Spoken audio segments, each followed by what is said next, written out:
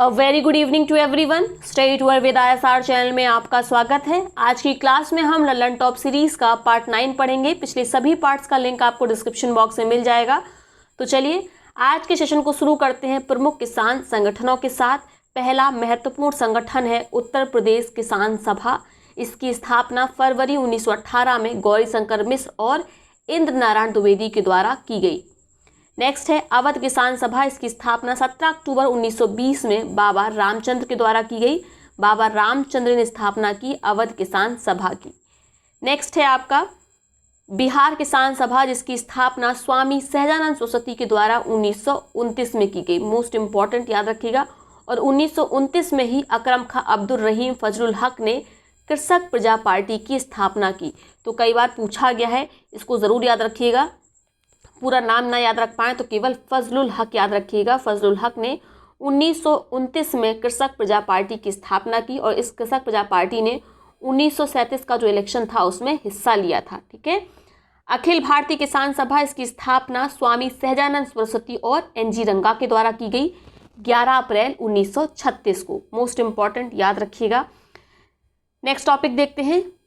कांग्रेस की स्थापना से पूर्व की राजनीतिक संस्थाएं। तो पहली भारत की महत्वपूर्ण और सरकार द्वारा मान्यता प्राप्त राजनीतिक संस्था थी लैंड होल्डर सोसाइटी, जिसकी स्थापना 1838 में कलकत्ता में की गई द्वारकानाथ टैगोर के द्वारा। इसको लगा लीजिए, मोस्ट इंपॉर्टेंट। ठीक है, यह भारत की प्रथम मान्यता प्राप्त राजनीतिक संस्था थी। द्वितीय है ब्रिटिश इंडिया सोसाइटी। इसकी स्थापना विलियम एडम के द्वारा 1839 में कलकत्ता में की गई। उसके बाद आता है आपका British India association. This is most important, याद रखेंगे। 1851 में इसकी स्थापना देवेंद्र नाथ टैगोर के द्वारा की गई। कहाँ पर? कलकत्ता में। तो कई बार स्थान पूछा जाता तो स्थान विशेष को भी ध्यान रखेंगे। फिर आती है आपकी बम्बई एसोसिएशन। इसकी स्थापना दादा भाई नेहरूजी के द्वारा की गई। ये अभी भी है, इसका नाम अब बम्बई प्रेसिडेंसी एसोसिएशन हो गया। 1852 में इसकी स्थापना दादा भाई नेहरूजी के द्वारा कलकत्ता में की गई। नेक्स्ट है आपकी ईस्ट इंडिया एसोसिएशन। इसकी स्थापना लंदन में की गई दादा भाई नेहरूजी के द्वारा 1866 में। क्लियर हो गया। उसके बाद आता है पूना सार्वजनिक सभा। मोस्ट इंपॉर्टेंट, इसकी स्थापना 1870 में पूना में की गई MG रानाडे गणेश वासुदेव जोशी के द्वारा। फिर आता है आपका इंडियन सोसाइटी। इसकी स्थापना 1872 में लंदन में की गई आनंद मोहन बोस के द्वारा। ठीक है। फिर आता है आपका इंडियन एसोसिएशन। इसकी स्थापना 1876 ईस्वी में कहाँ पर की गई? कलकत्ता में की गई। सुरेंद्रनाथ बैनर्जी और आनंद मोहन बोस के द्वारा इंडियन एसोसिएशन की स्थापना 1876 में कलकत्ता में की गई। फिर आता है आपका नेटिव प्रेस एसोसिएशन। इसकी स्थापना की गई सुरेंद्रनाथ बैनर्जी के द्वारा दिल्ली में 1877 में। ठीक है। मद्रास महाजन सभा, मोस्ट इंपॉर्टेंट, इसकी स्थापना की गई 1884 में। किसके द्वारा? वी राघवाचार्य और आनंद चार्लू के द्वारा मद्रास में। बॉम्बे प्रेसिडेंसी एसोसिएशन, यह भी खूब पूछा जाता है, मोस्ट इंपॉर्टेंट लगा लीजिए। इसकी स्थापना की गई 1885 में बम्बई में। किसके द्वारा? फिरोज शाह मेहता और बदरुद्दीन तैयब जी के द्वारा। तो इन सबको याद रखिएगा। बॉम्बे प्रेसिडेंसी एसोसिएशन, मद्रास महासभा, उसके बाद आप इंडियन एसोसिएशन याद रखिए, पूना सार्वजनिक सभा याद रखिए, बम्बई एसोसिएशन याद रखिए, ब्रिटिश इंडिया सोसाइटी याद रखिए और लैंड होल्डर सोसाइटी ज़रूर याद रखिए, ये मोस्ट इंपॉर्टेंट है। अब बात कर लेते हैं ब्रिटिश कालीन भू राजस्व व्यवस्था की। ये खूब पूछी जाती है, मोस्ट इंपॉर्टेंट, और सबसे ज़्यादा गलत भी प्रश्न यहीं से होते हैं। तो पहली जो भू राजस्व व्यवस्था थी वह थी स्थायी बंदोबस्त व्यवस्था, जिसे जमींदारी बंदोबस्त भी कहते थे। किसके द्वारा शुरू की गई? लॉर्ड कॉर्नवालिस के द्वारा 1793 में। इसका क्षेत्र विशेष क्या था? बंगाल, बिहार, उड़ीसा, उत्तर प्रदेश, बनारस और उत्तरी कर्नाटक में स्थायी बंदोबस्त या जमींदारी बंदोबस्त को लागू किया गया। यह समस्त अंग्रेजी भारत का 19% था। ये पूछा जाता है। ठीक है। सर्वाधिक क्षेत्र में कौन सी थी, सबसे कम क्षेत्र में कौन सी थी, इस तरह के प्रश्न पूछे जाते हैं। भूमि अधिग्रहण सदैव के लिए जमींदारों का, ब्रिटिश सरकार को राजस्व देने की जिम्मेदारी जमींदार की थी। ठीक है। और ये जितने भी राजस्व व्यवस्था थी सब पूरी तरीके से फेल हो गई। जो स्थायी बंदोबस्त व्यवस्था थी, क्योंकि सारा दायित्व जमींदार के पास था कि उसे इतना टैक्स ब्रिटिश सरकार को देना है, तो उसने किसान की जो अवस्था थी उसको सुधारने का कोई प्रयास नहीं किया। अधिक उसने टैक्स कलेक्शन में ध्यान दिया। नेक्स्ट है आपकी रैयतवाड़ी, मोस्ट इंपॉर्टेंट। इसको किसके द्वारा शुरू किया गया? थॉमस मुनरो के द्वारा 1820 ईस्वी में। क्षेत्र आप जानते हैं बम्बई, मद्रास, असम है और सर्वाधिक क्षेत्र में यही लागू की गई थी। ठीक है, याद रखेंगे, समस्त अंग्रेजी भूमि के 51% क्षेत्र पर लागू की गई रैयतवाड़ी व्यवस्था। ठीक है, इसमें भूमि का जो मालिक था वह किसान ही था। किसान अपनी भूमि का 33 से 55% तक जो है वो टैक्स के रूप में ब्रिटिश सरकार को जमा करता था। ठीक है, इसमें क्या था, जो ब्रिटिश सरकार को राजस्व देने की जिम्मेदारी थी वह किसान की थी, जबकि अभी हमने पढ़ा जो आपका स्थायी बंदोबस्त था उसमें जो टैक्स देने की जिम्मेदारी थी, राजस्व देने की जिम्मेदारी थी, वह जमींदार की थी। नेक्स्ट है आपका सबसे इम्पोर्टेंट महालवाड़ी। यह शुरू किया गया विलियम बेंटिक के द्वारा। यह कहाँ कहाँ पर था, उत्तर प्रदेश, मध्य प्रांत, पंजाब में। तो देखिए उत्तर प्रदेश में कौन कौन सी थी, याद रखिएगा। सबसे पहली बात तो बंदोबस्त व्यवस्था थी, जमींदारी व्यवस्था। नेक्स्ट महलवाड़ी भी उत्तर प्रदेश में थी, मध्य प्रांत में थी और पंजाब में थी। यह समस्त भूमि का 30% थी। ठीक है, भूमि पर गांव का अधिकार था। ब्रिटिश सरकार को राजस्व देने की जिम्मेदारी समस्त गांव या गांवों के मुखियाओं की थी। जिसमें क्या किया गया था, कुछ गांव के कलेक्शन बना दिए गए थे, उनके वर्ग बना दिए गए थे और इन्हें संयुक्त रूप से ब्रिटिश सरकार को जो है वो 60% टैक्स के रूप में अपनी उपज का देना था। तो याद रखिएगा, सबसे ज़्यादा क्षेत्र में कौन सी विस्तारित थी, वह थी रैयतवाड़ी 51% पर, फिर 30% पर थी महलवाड़ी, उसके बाद स्थायी बंदोबस्त इंपॉर्टेंट है, यह थी 19%। तो ये कई बार पूछा जाता है सर्वाधिक कौन सी थी, रैयतवाड़ी। क्लियर हो गया। इनके प्रभाव चाहे तो देख सकते हैं, इससे क्या हुआ, पारंपरिक अर्थव्यवस्था जो भारत की थी कृषि संपन्न देश की, वह विघटित हो गई। कृषकों की स्थिति दरिद्र होती गई, उनकी दुर्गति वाली स्थिति पहुंच गई।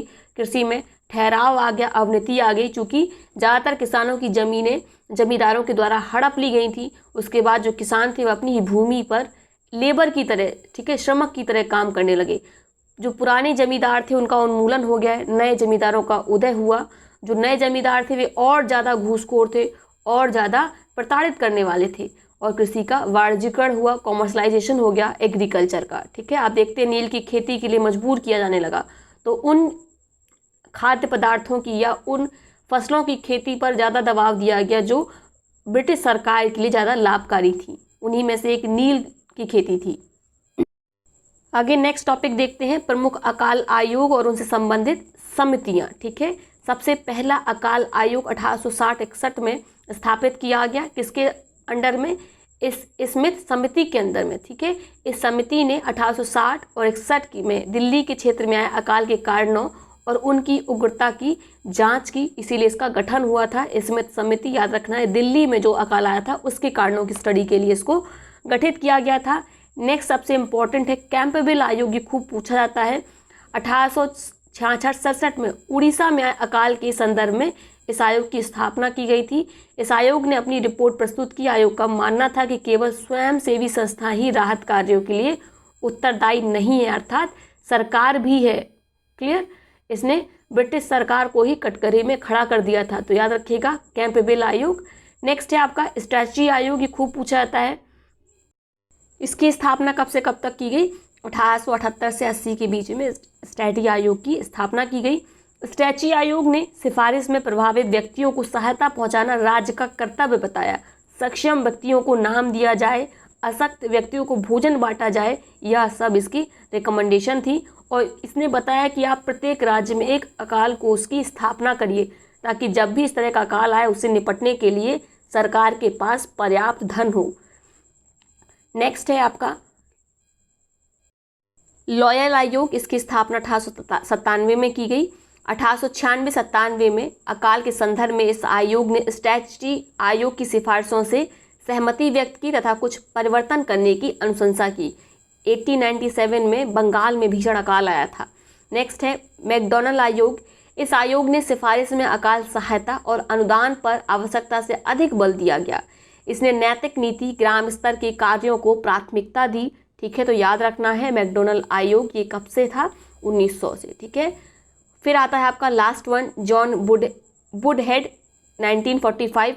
1945 में आए अकाल की जांच करने के लिए सर जॉन वुडहेड की अध्यक्षता में एक अकाल जांच आयोग की स्थापना की गई। ठीक है, और ये कब की गई, 1945 में। तो इसमें जो जो इम्पोर्टेंट है उन पर आप उसको नोट कर लीजिए। सबसे पहले कैंपबेल आयोग याद रखिएगा, उसके बाद स्ट्रैटेजी मोस्ट इम्पॉर्टेंट है, फिर आपका मैकडॉनल्ड आयोग सबसे ज़्यादा इम्पॉर्टेंट है। आगे बात करते हैं राजा राम मोहन राय के बारे में। राजा राम मोहन राय का जन्म 1772 ईस्वी में पश्चिम बंगाल के हुगली जिले के राधानगर गांव में हुआ था। 19वीं सदी के नवजागरण आंदोलन के प्रमुख आरंभकर्ता, प्रसिद्ध समाज सुधारक, प्रख्यात शिक्षाविद राजा राम मोहन राय 1804 से 1814 तक ईस्वी तक ईस्ट इंडिया कंपनी की इन्होंने सेवा की, यानी वहाँ पर ये जॉब करते थे, नौकरी करते थे।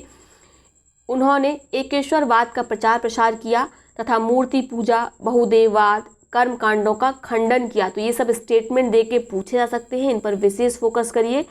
राजा राम मोहन राय सामाजिक कुरीतियों को समाज से समाप्त करने के लिए अशिक्षा, अछूतों पर अत्याचार, जाति प्रथा, बहुविवाह, सती प्रथा, नारी शोषण आदि का प्रबल विरोध करते थे। 1828 ईस्वी में इन्होंने ब्रह्म समाज की स्थापना की। ठीक है, उन्होंने उक्त कुरीतियों का उन्मूलन इसी समाज के द्वारा किया। तो याद रखना है, ब्रह्म समाज का जो उद्देश्य था वह जाति प्रथा, बहुविवाह, सती प्रथा, नारी शोषण जैसी कुरीतियों का उन्मूलन इसका उद्देश्य था। 1881 ईस्वी में नेपल्स क्रांति की सफलता पर स्वयं कलकत्ता में एक समारोह किए थे।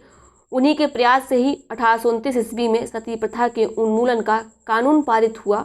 आधुनिक बंगला गद्य के जनक वे फारसी, अंग्रेजी सहित कई भाषाओं की ज्ञाता थे, यानी इन्होंने आधुनिक जो बंगाल का गद्य है उसकी तो रचना की ही है, साथ में ये फारसी और अंग्रेजी जैसी भाषाओं के भी ज्ञाता थे। सुभाष चंद्र बोस ने राजा राम मोहन राय को युगदूत कहा था। मोस्ट इम्पॉर्टेंट, मुगल शासक अकबर द्वितीय ने उन्हें राजा की उपाधि प्रदान की थी। ठीक है, अब बात करते हैं इनके द्वारा कौन कौन सी संस्थाओं की स्थापना की गई। तो इनके द्वारा सबसे पहले 1814-15 में जब ये नौकरी करते थे ईस्ट इंडिया कंपनी में, और लास्ट ईयर जब उन्होंने ये निर्णय किया कि वह ईस्ट इंडिया कंपनी में जो जॉब करते हैं उसको छोड़ देंगे, उसी साल उन्होंने आत्मी सभा की स्थापना की 1814-15 में। ठीक है, उसके बाद वेदांत सोसाइटी की स्थापना की 1816 में, फिर हिंदू कॉलेज की स्थापना की 1817 में, खूब पूछा जाता है। उसके बाद प्रिसेप्ट्स ऑफ जीसस की स्थापना की 1820 में, कलकत्ता यूनिटेरियन की स्थापना की 1821 में, वेदांत कॉलेज की स्थापना इनके द्वारा की गई 1825 में। उसके बाद ब्रह्म सभा की स्थापना की 1828 में। इम्पॉर्टेंट है, याद रखना है। इसके साथ ही आप इनकी प्रमुख पत्रिकाओं को देख सकते हैं जो पूछी जाती हैं। सबसे पहले नंबर पर है बंगाली भाषा में प्रकाशित होने वाली संवाद कौमुदी, फिर आपकी आती है फारसी भाषा में प्रकाशित होने वाला मिरातुल अखबार, अंग्रेजी भाषा में प्रकाशित होने वाली पत्रिका ब्रह्म क्रॉनिकल, ठीक है, या ब्रह्म निकल मैगजीन। याद रखिएगा, इसको ब्रह्म निकल भी बोलते हो, ब्रह्म क्रॉनिकल भी बोलते हैं। ये अंग्रेजी भाषा में प्रकाशित होती थी। इसके प्रकाशनकर्ता कौन थे? इसके जो पब्लिशर थे वह थे राजा राम मोहन राय। क्लियर हो गया? तो चलिए, ये है आज का सेशन। आगे हम कंटिन्यू करेंगे, जो क्रांतिकारी भारत के संगठन हैं इनको पढ़ेंगे। क्लियर हो गया? तो कल का सेशन जरूर देखिएगा। चलिए, मिलते हैं कल नए सेशन में। तब तक के लिए बहुत बहुत धन्यवाद।